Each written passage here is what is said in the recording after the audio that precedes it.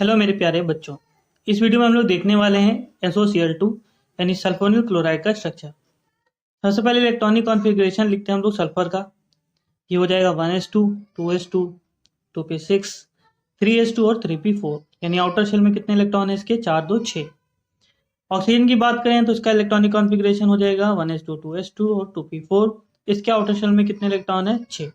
Chlorine का 17 होता है 1s2 2s2 2p6 3s2 और 3p5। इसके आउटर शेल में कितने इलेक्ट्रॉन है 5 2 7। यानी अगर ऑक्सीजन की बात करें तो इसको 8 पूरे करने के 2 चाहिए और क्लोरीन को 8 पूरे करने के लिए 1 चाहिए इलेक्ट्रॉन। तो सबसे पहले हम लिखेंगे सल्फर को in ground state. Ground state में इसके पास है 3s और 3p, राइट। 3s में कितने इलेक्ट्रॉन है 2 और 3p में कितने इलेक्ट्रॉन है 4 1 2 3 4। अभी देखिए तो ऑक्सीजन को 2 इलेक्ट्रॉन चाहिए 8 पूरे करने के लिए और 2 क्लोरीन है तो 2 क्लोरीन को 2 चाहिए, यानी टोटल 4 अनपेयर्ड इलेक्ट्रॉन होने चाहिए। हमारे पास 2 हैं तो हम सल्फर को ले जाएंगे in excited state. In excited state, excited state में क्या होगा, इलेक्ट्रॉन हम उतने अनपेयर्ड करा लेंगे जितने हमें ज़रूरत है, यानी टोटल 4 इलेक्ट्रॉन अनपेयर्ड करा लेंगे। तो ये हो गए 1 2 3 और एक ये वाला जो इलेक्ट्रॉन है ये निकल कर 3D में आ जाएगा। 4 अनपेयर्ड इलेक्ट्रॉन हमें चाहिए थे, 4 अनपेयर्ड इलेक्ट्रॉन हमें मिल गए। ऑक्सीजन देखिए एक सिग्मा बनेगा, एक पाई बॉन्ड। क्लोरीन एक इलेक्ट्रॉन की शेयरिंग इसके साथ और एक इलेक्ट्रॉन की शेयरिंग इसके साथ करेगा।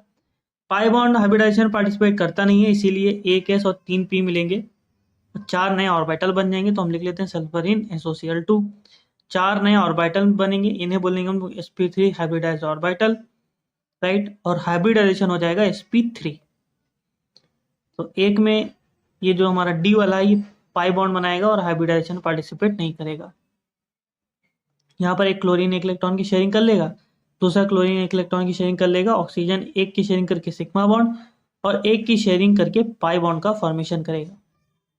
तो यहाँ पर स्ट्रक्चर कैसा हमें मिल जाएगा, ये टेट्राहेड्रल टाइप का स्ट्रक्चर होना चाहिए sp3 पर। एक क्लोरीन यहाँ, ऑक्सीजन एक सिग्मा बॉन्ड बनाएगा और एक पाई बॉन्ड बनेगा।